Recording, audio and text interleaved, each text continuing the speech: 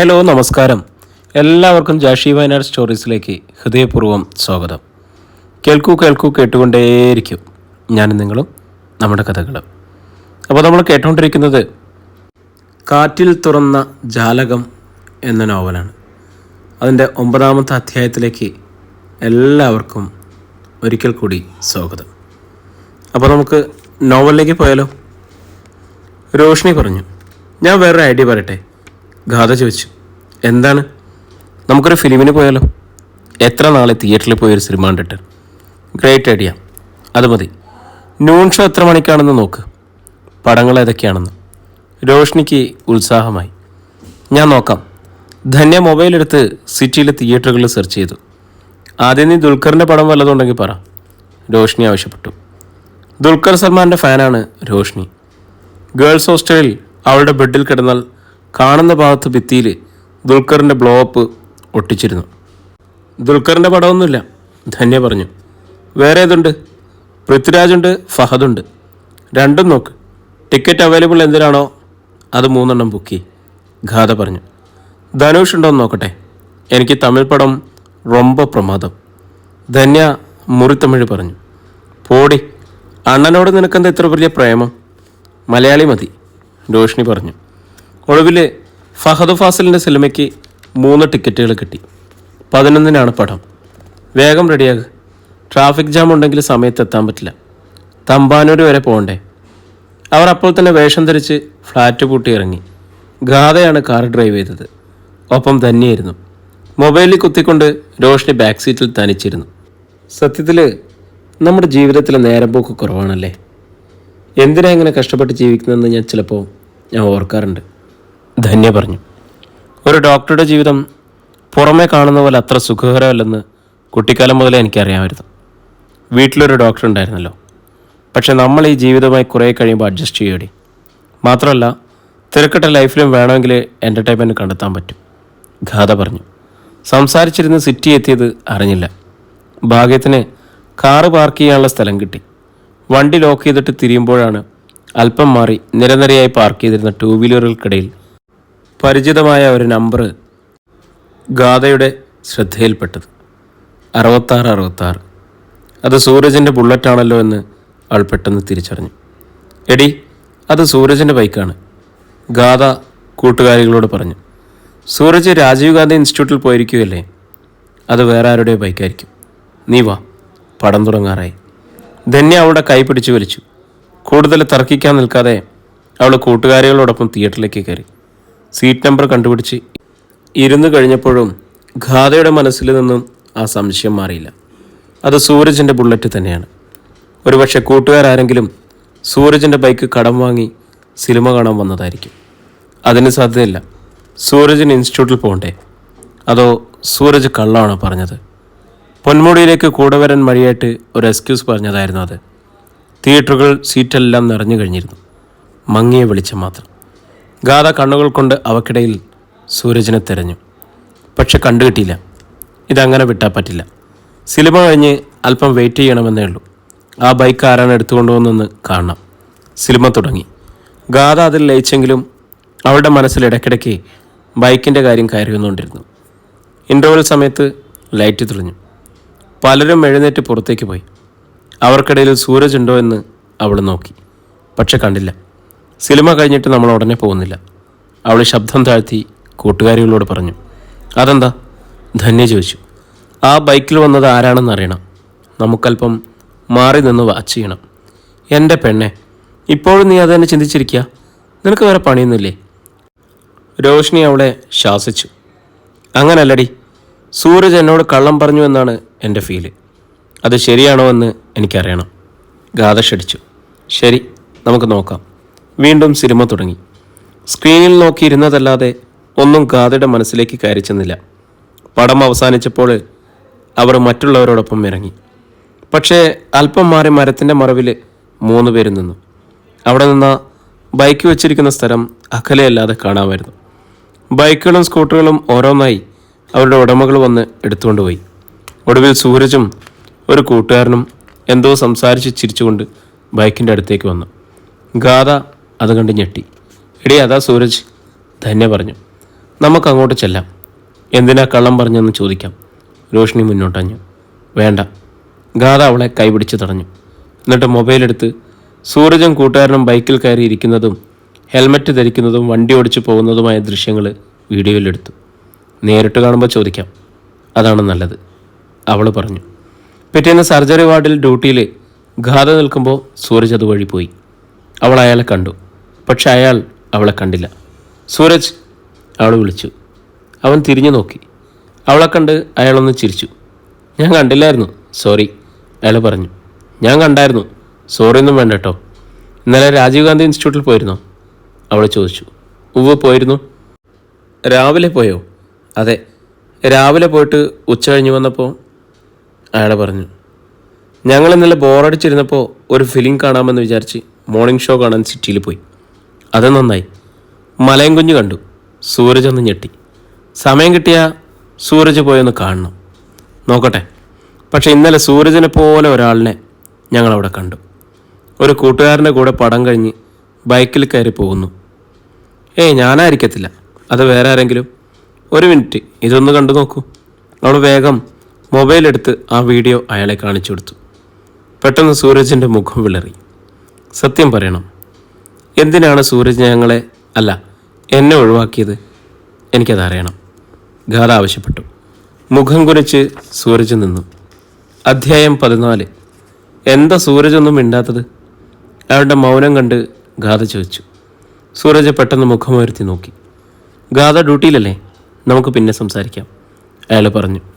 പിന്നെ എന്നെ ഒഴിവാക്കുകയാണോ? അവളുടെ കണ്ണുകളിൽ തെളിഞ്ഞ വേദന അയാൾ കണ്ടു.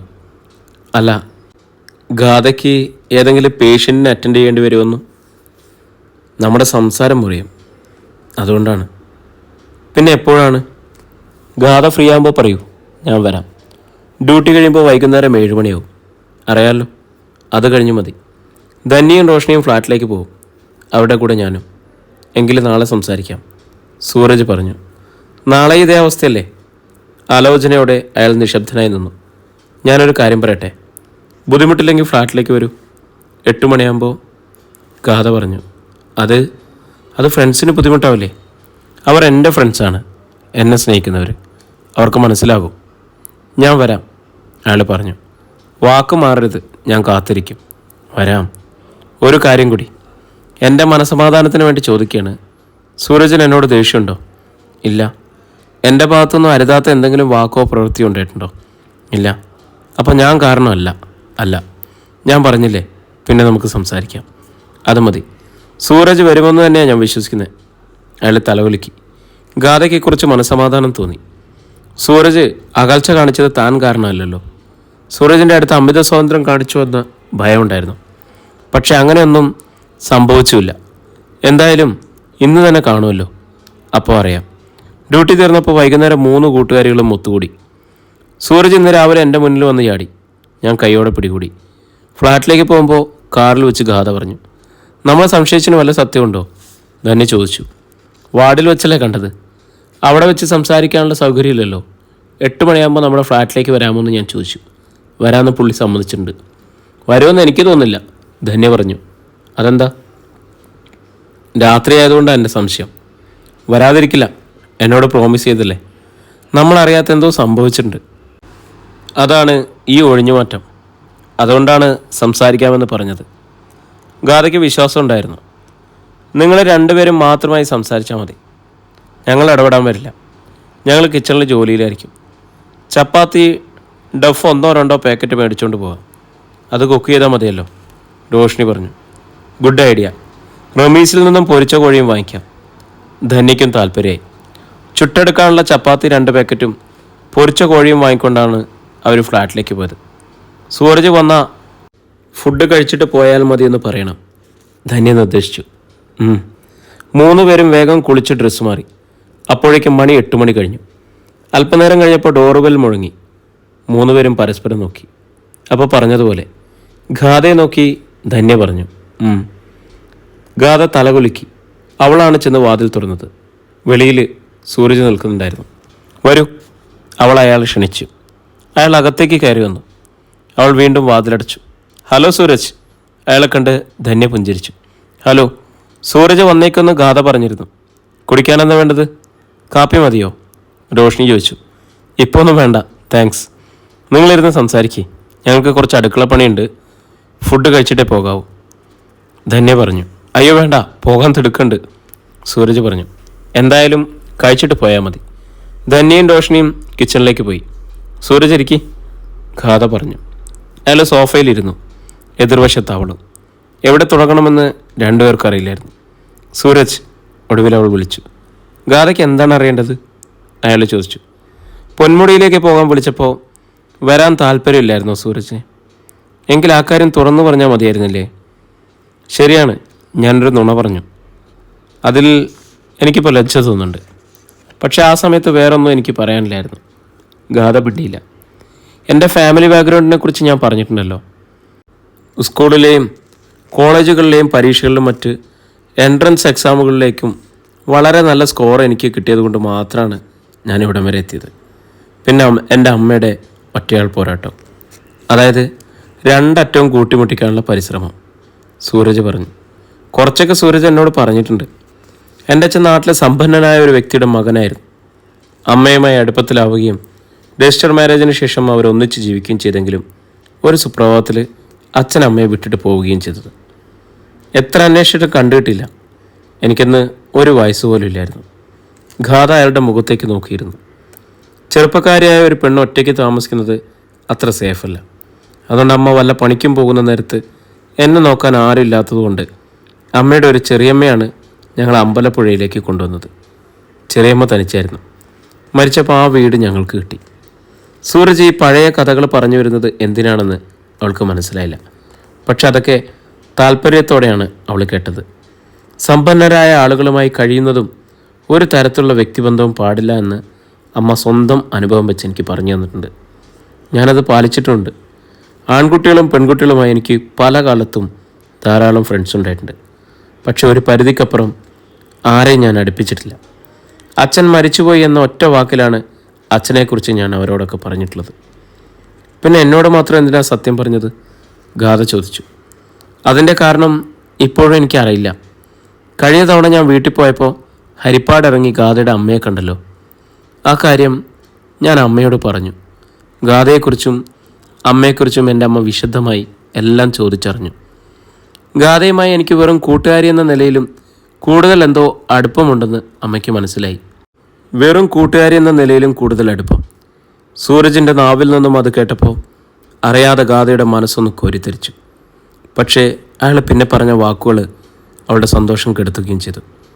ഫ്രണ്ട്ഷിപ്പ് നല്ലതാണ്, പക്ഷെ അതിൽ കൂടുതൽ ഒരു പെൺകുട്ടിയോടും നിനക്ക് അടുപ്പം വേണ്ട എന്ന് അമ്മ പറഞ്ഞു. ഇല്ലമ്മേ എന്ന് ഞാൻ അമ്മയ്ക്ക് വാക്ക് കൊടുക്കുകയും ചെയ്തു. ഇത്രയുമാണ് സംഭവിച്ചത്. ഇപ്പോൾ എന്നെ മനസ്സിലായി കാണും എന്ന് ഞാൻ വിചാരിക്കുന്നു. എന്ത് മറുപടി പറയണമെന്ന് അവൾക്കറിയില്ലായിരുന്നു. സാധാരണ ഫ്രണ്ട്ഷിപ്പിനേക്കാളേറെ ഞാൻ സൂരജിനെ ഇഷ്ടപ്പെടുന്നുവെന്ന് എങ്ങനെ പറയും? അങ്ങനെ പറഞ്ഞാൽ സൂരജ് കൂടുതൽ അകലും. സൂരജ് പറഞ്ഞത് എനിക്ക് മനസ്സിലായി. നമ്മൾ ഫ്രണ്ട്സായി തുടരുന്നതിൽ താല്പര്യമില്ലെങ്കിൽ നമുക്കിന്ന് ഇവിടെ വെച്ച് എല്ലാം അവസാനിപ്പിക്കാം. അമ്മയ്ക്ക് കൊടുത്ത വാക്ക് പാലിക്കുക എന്നത് ഒരു മകൻ്റെ കടമയാണ്. എന്നിൽ നിന്നും ഇനി ഒരു ശല്യവും ഉണ്ടാവില്ല, ഗാഥ പറഞ്ഞു. അയ്യോ, ആ അർത്ഥത്തിലല്ല ഞാൻ പറഞ്ഞത്. ഗാഥ എന്നെ തെറ്റിദ്ധരിച്ചു എന്ന് തോന്നുന്നു. അയാളുടെ മുഖം വിളറി. നമ്മളിനി വീണ്ടും കണ്ട നമ്മുടെ ഫ്രണ്ട്ഷിപ്പ് വളരുകയുള്ളൂ.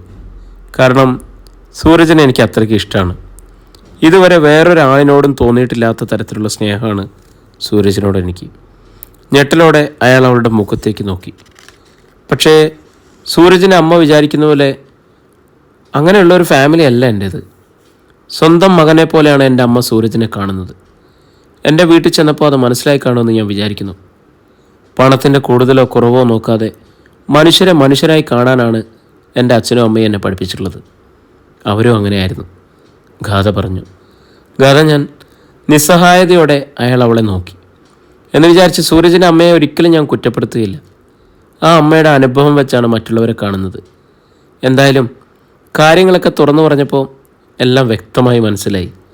സൂരജിന് സൂരജിൻ്റെ വഴി, എനിക്കെൻ്റെ വഴി. ഇനി തമ്മിൽ കണ്ടാലും നമുക്ക് മിണ്ടണ്ട. വേണമെങ്കിൽ ഒരു ചിരി മാത്രം മതി. പ്ലീസ്, ഇങ്ങനെയൊന്നും എന്നോട് പറയരുത്. ഇങ്ങനെയൊന്നും ഉദ്ദേശിച്ചല്ല ഞാൻ. എനിക്കൊരു അപേക്ഷയുണ്ട്. ഇന്ന് ഭക്ഷണം കഴിച്ചിട്ടേ ഇവിടുന്ന് പോകാവൂ. കാരണം സൂരജനും കൂടിയാണ് അവർ ഫുഡ് ഉണ്ടാക്കുന്നത്. കഴിച്ചില്ലെങ്കിൽ അവർക്ക് വിഷമാവും. ഗാഥ പെട്ടെന്ന് എഴുന്നേറ്റ് കിച്ചണിലേക്ക് പോയി. സൂരജ് അവിടെ തന്നെ ഇരുന്നു. സംസാരിച്ചു കഴിഞ്ഞോ? അവളെ കണ്ട് ധന്യ തിരക്കി. ഒത്തുതീർപ്പിലെത്തിയോ? രശ്മി ചോദിച്ചു. പിന്നെ നിൻ്റെ മുഖത്തെന്താ ഒരു സന്തോഷമില്ലാത്ത? അതൊക്കെ പിന്നെ പറയാം. ഫുഡ് റെഡിയായെങ്കിൽ നമുക്ക് കഴിക്കാം. സൂരജിന് പോകാൻ ധൃതി കാണാം, ഗാഥ പറഞ്ഞു. ചപ്പാത്തിയും പൊരിച്ച കോഴിയും കുടിക്കാനുള്ള വെള്ളവും 3 പേരും കൂടി ഡൈനിങ് ടേബിളിൽ കൊണ്ടുവന്ന് വെച്ചു. കഴിക്കാൻ 4 പ്ലേറ്റുകളും. സൂരജ് വരൂ. ഗാഥ ചെന്ന് പുഞ്ചിരി അഭിനയിച്ച് അയാളെ വിളിച്ചു. അയാൾ എഴുന്നേറ്റ് ഡൈനിങ് ടേബിളിൻ്റെ അടുത്തേക്ക് ചെന്നു. സൂരജ് ഇരിക്കി, ധന്യ പറഞ്ഞു. അയാൾ ഇരുന്നു. മേശയുടെ എതിർവശത്തുള്ള കസേരകളിലെ ധന്യയും രോഷ്ണി ഇരുന്നപ്പോൾ അയാളുടെ അടുത്ത് ഗാഥയ്ക്ക് ഇരിക്കേണ്ടി വന്നു. നിങ്ങൾ തമ്മിലുണ്ടായിരുന്ന പ്രശ്നമൊക്കെ സോൾവായോ? കഴിക്കുന്നതിനിടയിൽ ധന്യ ചോദിച്ചു. ഏയ്, ഞങ്ങൾ തമ്മിലൊരു പ്രോബ്ലവും ഇല്ല, പെട്ടെന്ന് ഗാഥ പറഞ്ഞു. ഇപ്പോൾ ഇല്ലായിരിക്കും, നേരത്തെ ഉണ്ടായിരുന്ന കാര്യമാണ് അവൾ ചോദിച്ചത്. രോഷ്ണി പറഞ്ഞു. ഓ അതോ, ചെറിയൊരു മിസ്അണ്ടർസ്റ്റാൻഡിങ്. അത് സംസാരിച്ചപ്പോൾ മാറി, സൂരജ് പറഞ്ഞു. അത് നന്നായി. ഞങ്ങൾ 3 പേരിൽ ഒരാൾക്ക് ഒരു വിഷമമുണ്ടായാൽ അത് മറ്റ് 2 പേരെയും ബാധിക്കും. അതുകൊണ്ട് ചോദിച്ചെന്നേ ഉള്ളൂ. രോഷ്ണിയുടെയും ധന്യയുടെയും മുമ്പിൽ സൂരജും ഗാഥയും കഴിയുന്നത്ര സന്തോഷം നടിച്ചു. സുഹൃത്തുക്കളെപ്പോലെ അവർ സംസാരിച്ചു. ഭക്ഷണം കഴിച്ച് ഗുഡ് നൈറ്റും പറഞ്ഞ് സൂരജ് പോയി. എന്തായിരുന്നടേ പ്രോബ്ലം? ധന്യ ചോദിച്ചു. ഒന്നുമില്ലടി. സൂരജിൻ്റെ അമ്മയ്ക്ക് ജീവിതത്തിൽ കുറേ കഷ്ടപ്പാടുകൾ അനുഭവിക്കേണ്ടി വന്നിട്ടുണ്ട്. അതിൻ്റെ ഒരു കോംപ്ലക്സ് പാവത്തിനുണ്ട്.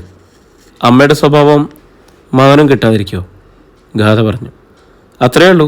അതൊന്നും നീ കാര്യമാക്കണ്ട. ആ കോംപ്ലക്സ് മാറ്റിയെടുക്കണം. അവിടെയാണ് നീ വിജയിക്കേണ്ടത്, രോഷ്ണി പറഞ്ഞു. ഗാഥ വെറുതെ ഒന്ന് മൂളി. കിടക്കാനായി അവൾ റൂമിൽ ചെന്ന് വാതിലടച്ചു. അല്പനേരം സുരഭിയെ വിളിച്ച് സംസാരിച്ചു. സൂരജിനെക്കുറിച്ച് അവൾ അമ്മയോട് മിണ്ടിയതേയില്ല. ഉറങ്ങാനായി അവൾ ലൈറ്റ് അണച്ചപ്പോഴാണ് സൂരജിൻ്റെ കോൾ വന്നത്. ഹലോ, അവൾ പെട്ടെന്ന് ആൻസർ ചെയ്തു. എന്നോട് പുച്ഛോ വെറുപ്പോ തോന്നുന്നുണ്ടോ ഗാഥയ്ക്ക്? അയാൾ ചോദിച്ചു. സൂരജ് ഇത്ര പാവമായി പോയല്ലോ. എനിക്ക് സ്നേഹം കൂടിയിട്ടേ ഉള്ളൂ. അത് പ്രേമമായി തീരണ്ട എന്ന് വിചാരിച്ചാണ് നമുക്കിനി തമ്മിൽ കാണണ്ടെന്ന് പറഞ്ഞത്. പക്ഷെ എനിക്ക് ഗാഥയെ കാണാതിരിക്കാൻ പറ്റില്ല. കാണണം, സംസാരിക്കണം, അയാൾ പറഞ്ഞു. അത് കുഴപ്പമാവട്ടെ. എൻ്റെ അമ്മയ്ക്ക് എന്നെ മനസ്സിലാവും, മറ്റാർക്കും മനസ്സിലായില്ലെങ്കിലും. ഒരു തവണ ഗാഥയെ അമ്മ കണ്ട അമ്മയുടെ മനസ്സിൽ എന്തെങ്കിലും പേടിയോ സംശയം ഉണ്ടെങ്കിൽ അതൊക്കെ മാറും, സൂരജ് പറഞ്ഞു. മതി, എനിക്ക് അത്രയും കേട്ടാൽ മതി. അവൾക്കും സന്തോഷമായി. ഇത്രയും പറഞ്ഞില്ലെങ്കിൽ എനിക്കിന്ന് ഉറങ്ങാൻ പറ്റില്ലായിരുന്നു. എനിക്കിനി ഉറങ്ങാൻ പറ്റുമെന്നാണ് എൻ്റെ പേടി. നഷ്ടപ്പെട്ടു പോയി എന്നത് തിരിച്ചു കിട്ടിയ സന്തോഷം കാരണം, അവൾ പറഞ്ഞു. ഉറങ്ങൂ, രാവിലെ ഡ്യൂട്ടിക്ക് കയറേണ്ടതല്ലേ. ശരി സൂരജ്. അവൾ ഉറങ്ങാനായി കണ്ണുകൾ അടച്ചു. ചിന്തിച്ചു കടന്ന് എപ്പോഴോ ഉറങ്ങി. രാവിലെ ഓഫീസിലേക്ക് പോരും മുമ്പ് സുരഭി വാട്സപ്പ് മെസ്സേജ് നോക്കാനായി മൊബൈൽ എടുത്തു. എഞ്ചിനീയർമാരുടെ ഒരു ഗ്രൂപ്പുണ്ട്. അതിലെ ഡിപ്പാർട്ട്മെൻറ്റിലെ വാർത്തകളും അറിയിപ്പുകളും വരും. വാട്സപ്പിൽ ഏറ്റവും മുകളിലുണ്ടായിരുന്നത് സേതുമാധവൻ്റെ മെസ്സേജായിരുന്നു. അയാൾ ആദ്യമായിട്ടായിരുന്നു ഒരു മെസ്സേജ് അയക്കുന്നത്. അവർ തമ്മിൽ മുമ്പും ചാറ്റ് ചെയ്തിട്ടേ ഇല്ലായിരുന്നു. മെസ്സേജ് ഓപ്പൺ ചെയ്യണമെന്ന് സംശയിച്ചെങ്കിലും എന്താണ് അതെന്ന് അറിയാനുള്ള കൗതുകം അവൾക്ക് തടയാൻ കഴിഞ്ഞില്ല. അവളത് തുറന്നു നോക്കി. സൗകര്യം കിട്ടുമ്പോൾ എന്നെ ഒന്ന് തിരിച്ചു വിളിക്കൂ, വിരോധമില്ലെങ്കിൽ മാത്രം. ഒന്ന് വിളിച്ചാലോ എന്ന് പലതവണ ചിന്തിച്ചിട്ടുണ്ട്. എന്തുകൊണ്ട് ഇതുവരെ വിളിക്കാതിരുന്നതെന്ന് ഇങ്ങോട്ട് ചോദ്യം ഉണ്ടാവും. അതിനെന്ത് മറുപടി പറയുമെന്ന് ഭയന്നാണ് വിളിക്കാതിരിക്കുന്നത്. ഇനി വിളിക്കാതിരിക്കുന്നത് മനുഷ്യത്വമല്ല. ഗാഢമായി ഉണ്ടായിരുന്ന സൗഹൃദം പെട്ടെന്നൊരു ദിവസം ഇല്ലാതായ അത് സംശയിക്കും. കാരണം എന്തെന്നറിയാതെ മനസ്സുഴറും. അത് സംശയിക്കും. വൈകുന്നേരം വിളിക്കാം, അവൾ അപ്പം തന്നെ മറുപടി കൊടുത്തു. പതിവ് സമയത്ത് തന്നെ സുരഭി ഓഫീസിലേക്ക് പോയി. അല്പനേരം കഴിഞ്ഞപ്പോൾ വിജയലക്ഷ്മിയെ രാഹുൽ വിളിച്ചു. എന്താ വിജയമ്മച്ചി എന്നെ കാണണമെന്ന് പറഞ്ഞത്? അയാൾ ചോദിച്ചു. നീ എവിടെയപ്പം? ഞാൻ കായംകുളത്ത് പോകാൻ ഇറങ്ങിയതാ. വൈകുന്നേരം ആകും തിരിച്ചു വരാൻ. അന്നേരം അവിടെ കയറിയാൽ മതിയോ? അന്നേരം വേണ്ട, സുരഭി ഓഫീസിൽ നിന്ന് വരും. ഇപ്പം ഇങ്ങോട്ട് വാ, ഒരു പ്രധാന കാര്യം പറയാനുണ്ട് മോനെ, വിജയലക്ഷ്മി പറഞ്ഞു. ശരി, ഒരു 10 മിനിറ്റ് കഴിഞ്ഞ് ഞാൻ അവിടെ എത്താം. അത് മതി. വിജയലക്ഷ്മി സിറ്റൗട്ടിൽ ചെന്നിരുന്നു. മായ അടുക്കള ജോലിയിലാണ്. രാഹുലിനോട് സംസാരിക്കുന്ന ഒരു കാരണവശാലും അവൾ കേൾക്കാൻ പാടില്ല. അല്പനേരം കഴിഞ്ഞപ്പോൾ രാഹുലിൻ്റെ ബുള്ളറ്റ് ഗേറ്റ് കടന്നു വന്നു. വിജയലക്ഷ്മി മുറ്റത്തേക്ക് ഇറങ്ങിച്ചെന്നു. എടാ മോനെ, ഇവിടെ ഒരു സംഭവം നടന്നു. കഴിഞ്ഞ ശനിയാഴ്ച ഒരുത്തൻ നിന്റെ പ്രായം കാണും സുരഭയെ കാണാൻ വന്നു. ആൻറ്റിയെ കാണാനോ? എന്തിന്? ഗാഥയുടെ കൂടെ മെഡിക്കൽ കോളേജിൽ പഠിക്കുന്നവനാ. ഭാഗ്യത്തിന് അവൻ എൻ്റെ മുമ്പിലാണ് വന്നു വിട്ടത്. സുരഭി ഓഫീസിൽ നിന്നും വന്നിട്ടില്ലായിരുന്നു. എന്തിനാ അവൻ വന്നത്? അതാ എനിക്ക് സംശയം. ഗാഥ പറഞ്ഞിട്ടായിരിക്കുമല്ലോ അവൻ വന്നത്. തന്നെയല്ല, അവനെ സുരഭിക്ക് പരിചയമുണ്ട്. വലിയ സൽക്കാരം നടത്തിയിട്ട് അവനെ വിട്ടത്. രാഹുലിൻ്റെ മുഖത്ത് ഗൗരവഭാവം നിറഞ്ഞു. അവർ തമ്മിൽ എന്തെങ്കിലും ഒന്നിച്ച് പഠിച്ചതാകുമ്പോൾ, അല്ലെങ്കിൽ പിന്നെ എന്തിനാ അവനിവിടെ വന്നത്? അതെ, അങ്ങനെ എന്തെങ്കിലും ഉണ്ടെങ്കിൽ അത് മുളയിലേ നുള്ളണം, അല്ലെങ്കിൽ നമ്മുടെ കൈവിട്ടു പോവും. ഞാൻ പറഞ്ഞത് മനസ്സിലാവുന്നുണ്ടോ നിനക്ക്? ആരാ അവൻ? അതുപോലെ ചോദിച്ചു മനസ്സിലാക്കിയോ വിജയമ്മച്ചി? അവൻ ചോദിച്ചു. പിന്നില്ലേ, ഞാൻ ആരാ മോള്? അവൻ്റെ പേര് സൂരജ് എന്നാണ്. വീട് അമ്പലപ്പുഴയിൽ. ഇവിടെ അടുത്താണല്ലോ. അമ്പലപ്പുഴയിൽ എവിടെയാ? അമ്പലത്തിൻ്റെ കുറച്ച് കിഴക്കാണ്. 2 കിലോമീറ്ററോ മറ്റോ. വീട്ടുപേര് ഗീതാഗോവിന്ദം. അമ്മയുടെ പേര് സുശീലാദേവി. അച്ഛൻ നാട്ടിലില്ലെന്നാണ് പറഞ്ഞത്. ഇത്രയും ഡീറ്റെയിൽസ് മതി, ഞാൻ കണ്ടുപിടിച്ചോളാം. എനിക്ക് അമ്പലത്തിൻ്റെ അടുത്തൊരു ഫ്രണ്ടുണ്ട്. അവനെ നാളെ തന്നെ ചെന്ന് കാണാം. അത് മതി, ശരിക്കൊന്ന് വിരട്ടണം അവൻ്റെ തള്ളയെ. മനസ്സിലായില്ലേ? വിജയലക്ഷ്മി പറഞ്ഞു. അത് ഞാനേറ്റു. ഇനി അവൻ ഒരിക്കലും ഹരിപ്പാട് കാലുകുത്തത്തില്ല വിജയമ്മച്ചി. വിജയമ്മച്ചി നോക്കിക്കോ.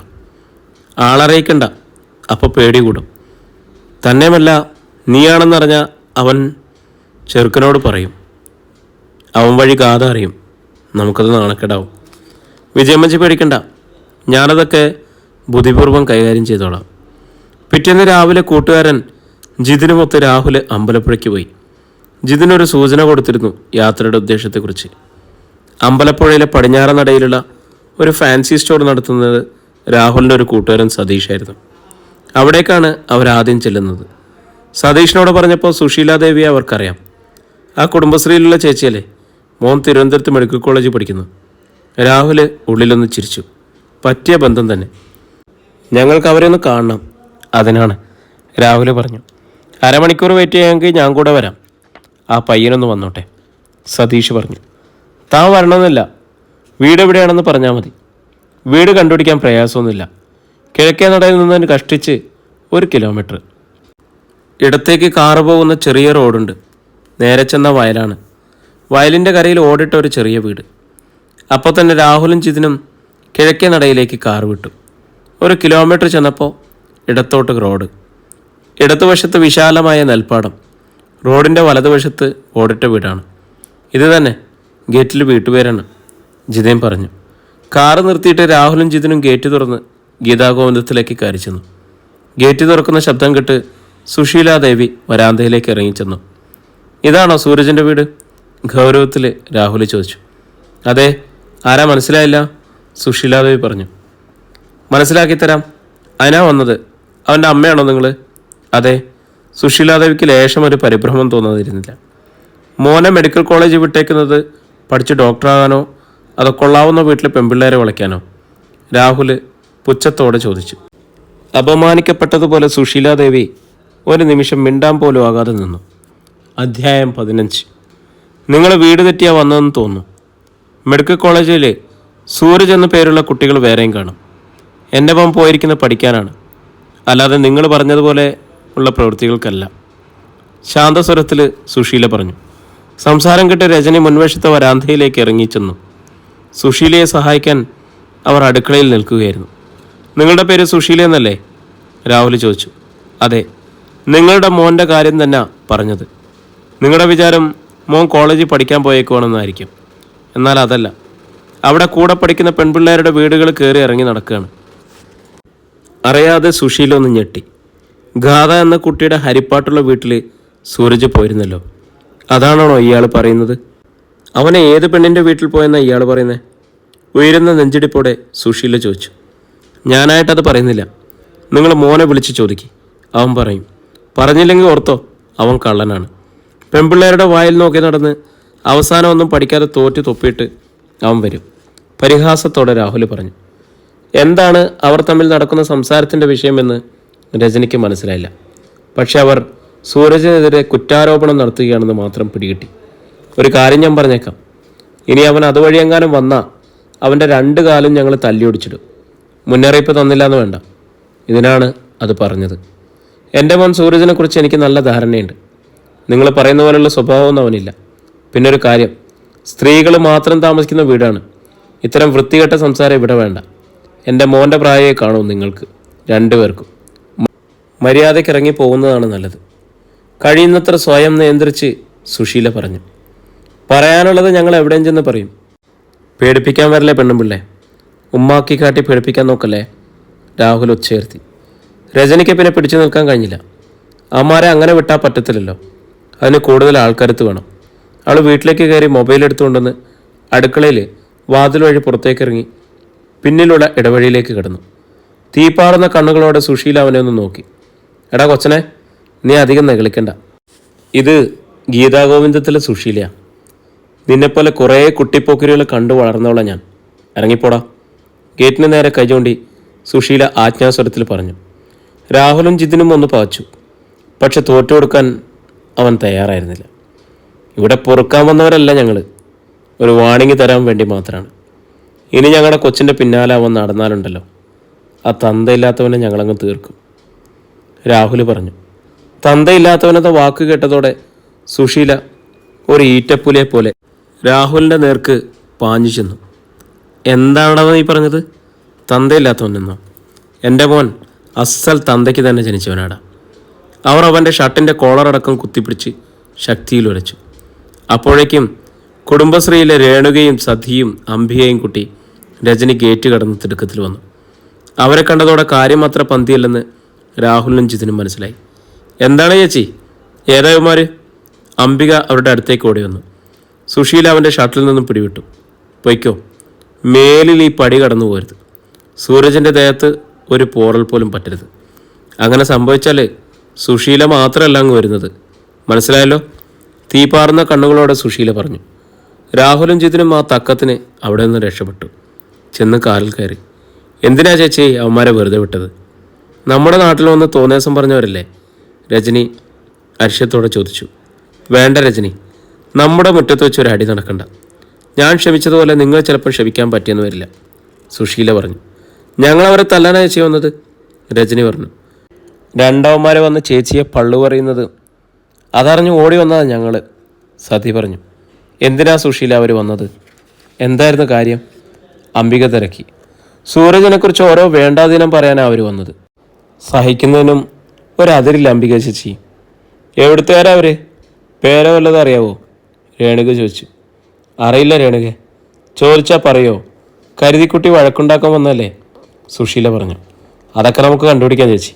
അവരൊന്ന കാറിൻ്റെ നമ്പറാണ് എനിക്കറിയാം, രജനി മൊബൈൽ ഉയർത്തി കാട്ടി പറഞ്ഞു. അവൾ കാറിൻ്റെ നമ്പർ പ്ലേറ്റിൻ്റെ ഫോട്ടോ എടുത്തിട്ടുണ്ടായിരുന്നു. ഇതെങ്ങനെ വെറുതെ വിടല്ലേ ചേച്ചി? പോലീസിൽ പരാതി കൊടുക്കണം. നമ്മുടെ നാട്ടിൽ വന്ന് വൃത്തികേട് പറഞ്ഞിട്ട് ആരും അങ്ങനെ മിടുക്കരാണ്ട, സതി പറഞ്ഞു. ശ്രീജിത്ത് സാറിനെ വിളിച്ച് കാറിൻ്റെ നമ്പർ കൊടുക്കാൻ പോവാം. വണ്ടിയുടെ ഉടമസ്ഥൻ ആരാണെന്ന് സാർ അന്വേഷിച്ചിട്ട് പറയും. മുൻസിഫ് കോടതിയിലെ ക്ലർക്കാണ് ശ്രീജിത്ത്. 4-5 വീടുകൾക്കപ്പുറത്താണ് അയാൾ താമസിക്കുന്നത്. അവൾ അപ്പോൾ തന്നെ ശ്രീജിത്തിനെ വിളിച്ച് കാര്യം പറഞ്ഞു. കാറിൻ്റെ നമ്പറും കൊടുത്തു. ആരാണ് വന്നതെന്ന് സുശീലയ്ക്ക് അറിയണമായിരുന്നു. ഗാഥയുടെ വീട്ടിൽ സൂരജ് ചെന്നത് ഇഷ്ടപ്പെടാത്ത ആരെങ്കിലും ആണോ, അതോ വേറെ ആരെങ്കിലും കുട്ടിയുടെ ബന്ധുവോ? പക്ഷെ സൂരജ് ഒരിക്കലും തെറ്റായ മാർഗത്തിൽ പോവുകയില്ലെന്ന് സുശീലയ്ക്ക് ഉറപ്പുണ്ടായിരുന്നു. അല്പനേരം കഴിഞ്ഞപ്പോൾ ശ്രീജിത്തിൻ്റെ വിളി വന്നു. രജനി ഫോൺ എടുത്തു. കിട്ടിയോ സാറേ? അവൾ ചോദിച്ചു. കിട്ടി. ജിതിൻ മാധവ്, സാരംഗി, മണ്ണാറശാല, ഹരിപ്പാട്. ഇതാണ് അഡ്രസ്സ്. സാറേ, ഞാൻ പേനയൊന്നും എടുത്തോട്ടെ, ഒന്ന് എഴുതിയെടുക്കാനാ, അവൾ പറഞ്ഞു. അത് വേണ്ട, ഞാൻ വാട്സപ്പിൽ അയച്ചേക്കാം. വേറെ വല്ല സഹായം വേണമെങ്കിൽ പറയണേ. പറയാം സാറേ. അവൾ കോള് കട്ട് ചെയ്തു. സതിയും അംബികയും രേണുകയും കാത്തു നിൽക്കുന്നുണ്ടായിരുന്നു. അവൻ്റെ അഡ്രസ്സ് കിട്ടി ചേച്ചി, അവൻ ഹരിപ്പാട്ടുകാരനാ, രജനി പറഞ്ഞു. സുശീല ഒന്ന് ഞെട്ടി. ഗാഥയുടെ വീട് ഹരിപ്പാട്ടാണല്ലോ. അപ്പോൾ ചേച്ചി ഒരു പെറ്റീഷൻ എഴുതി പോലീസ് സ്റ്റേഷനിൽ കൊടുക്കണം. അമ്മാരെ അങ്ങനെ വെറുതെ വിടരുത്. നമ്മുടെ വീട്ടിൽ വന്ന് ആർക്കും എന്തും ആകാമെന്നോ, രോഷത്തോടെ സതി പറഞ്ഞു. വേണോ സുശീലേ? നമുക്കറിയണമല്ലോ എന്തിൻ്റെ പേരിൽ അവരിവിടെ വന്ന് വഴക്കുണ്ടാക്കിയതെന്ന്, അംബികയും പറഞ്ഞു. എടുത്തയാടെ ഒന്നും ചെയ്യണ്ട, ആലോചിച്ചിട്ട് നമുക്ക് നാളെ എന്തെങ്കിലും, സുശീല മടിച്ചു. പോലീസ് കംപ്ലൈൻറ്റ് ശ്രീജിത്ത് സാർ എഴുതിത്തരും, ഞാൻ വിളിച്ചു പറയാം ചേച്ചി. രജനി തയ്യാറായി. ആദ്യം നമുക്ക് നമ്മുടെ ദേവിക ടീച്ചറോടൊന്ന് ചോദിക്കണം, പിന്നെ വാർഡ് മെമ്പറോടും, എന്നിട്ട് മതി, സുശീല പറഞ്ഞു. കുടുംബശ്രീ ചെയർപേഴ്സണാണ് ദേവിക ടീച്ചർ. എന്തായാലും നാളെ തന്നെ വേണ്ടത് ചെയ്യണം, അല്ലെങ്കിൽ അവന്മാർ ഇനിയും വല്ല കുഴപ്പമുണ്ടാക്കിയെന്ന് വരും, രേണുക പറഞ്ഞു. നമ്മുടെ സൂരജ് കൊണ്ട് അടുത്തേക്ക് അവർ പോകത്തില്ലെന്ന് ആരറിഞ്ഞു? പ്രിയരെ, നമ്മുടെ കഥ ഇവിടെ തുടരുകയാണ് കേട്ടോ. ഇതിൻ്റെ അടുത്ത ഭാഗമായിട്ട് നാളെ വീണ്ടും ഞാൻ വരും. അപ്പോൾ കേൾക്കാൻ നിങ്ങളുണ്ടാവണം. ഒത്തിരി സ്നേഹത്തോടെ നിങ്ങളുടെ സ്വന്തം ജാഷി വയനാട്.